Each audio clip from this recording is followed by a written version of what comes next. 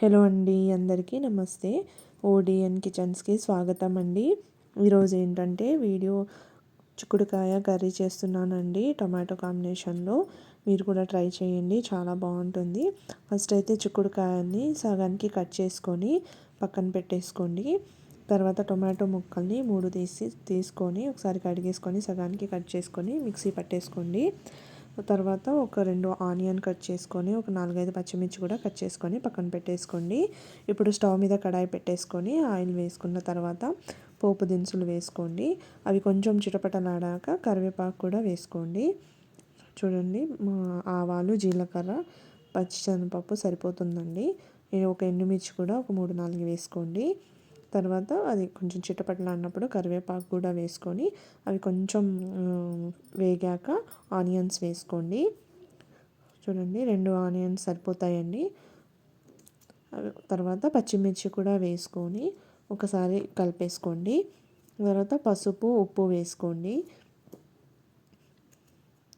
కూర అయితే చాలా టేస్టీగా ఉంటుందండి. మనం అలా టమాటాలని మిక్సీ పట్టుకొని చేసుకుంటే టేస్ట్ కూడా బాగుంటుంది. కొంచెం ఉప్పు, కొంచెం పసుపు కూడా వేసుకొని కలిపేయండి. ఒక 2 నిమిషాలు, ఒక 3 నిమిషాలు అయితే ఫ్రై అవ్వనివ్వండి. కొంచెం కలర్ చేంజ్ అయిన తర్వాత మనం కట్ చేసి పక్కన పెట్టుకున్న చిక్కుడుకాయలని కూడా ఇందులో వేసుకొని కలిపేసుకోండి. ముందే ఫస్ట్ అయితే చిక్కుడుకాయలని వేసుకోవాలండి, ఫ్రై చేసుకోండి. ఆ తర్వాత మీరు టొమాటో ముక్కల్ని టొమాటో మిక్సీ పట్టుకొని చిక్కుడుకాయలని కొంచెం ఫ్రై చేసిన తర్వాతే టొమాటో ముక్కల్ని వేసుకోండి. చూడండి, చిక్కుడుకాయలు ఫ్రై అయిన తర్వాత నేను టొమాటో మిక్సీ వేసుకున్నానండి. ఆ తర్వాత అల్లం, చిన్నుల్లిపాయలు కొంచెం కచ్చాబచ్చా దంచి అప్పటికప్పుడు దంచుకొని వేసుకోండి. కొంచెం ఫ్లేవర్, స్మెల్ అనేది, టేస్ట్ అనేది చాలా బాగుంటుంది అప్పటికప్పుడు నూరుకొని వేసుకుంటే అల్లం వెల్లుల్లి పేస్ట్. తర్వాత కొంచెం మగ్గనివ్వండి, మూత పెట్టేసి ఒక 3 నిమిషాలు మగ్గనివ్వండి. ఆ తర్వాత కొంచెం కారం వేసుకోండి. మీరు ఆల్రెడీ పచ్చిమిర్చి కూడా వేసాం కదండి, మీరు స్పైసీ తిన్న దాన్ని బట్టి కారం వేసుకోవాలి. నేనైతే 3 స్పూన్లు వేసుకున్నానండి. క్వాంటిటీని బట్టి కూడా వేసుకోవాలి, స్పైసీ తిన్న దాన్ని బట్టి కూడా చూసుకొని వేసుకోండి. 3 నిమిషాలు కారం వేసిన తర్వాత ఒకసారి కలిపేసుకొని 3 నిమిషాలు మగ్గనివ్వండి.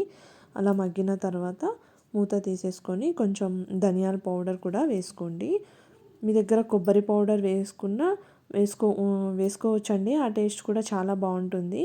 అల్లం వెల్లుల్లి పేస్ట్ వేసేటప్పుడే కొబ్బరి పౌడర్ కూడా వేసుకోండి. మనకి హోటల్లో చేస్తే ఎలా ఉంటుంది ఆ టేస్ట్ అనేది వస్తుంది. అల్లం పేస్టుతో పాటు కొబ్బరి పౌడర్ కూడా వేసుకుంటే, నేను వేసుకోలేదండి. కొంచెం డిఫరెంట్గా ఎలా చేద్దామని ట్రై చేశాను. కానీ టేస్ట్ అయితే చాలా బాగుంటుందండి. వేడి వేడిగా చపాతీ మీద తినవచ్చు, రోటీ మీద, అన్నం మీద తినవచ్చు, చపాతీల మీద తినవచ్చు. చాలా బాగుంటుంది. వేడి వేడిగా సర్వ్ చేసుకోండి. టేస్ట్ అయితే చాలా బాగుంటుంది. మీరు కూడా ట్రై చేయండి, ఎలా ఉందో కామెంట్ చేయండి. ప్లీజ్ నా యూట్యూబ్ ఛానల్ని లైక్ చేయండి, షేర్ చేయండి, సబ్స్క్రైబ్ చేసుకోండి. చూడండి, కర్రీ అయితే రెడీ అయిపోయిందండి. చూడండి,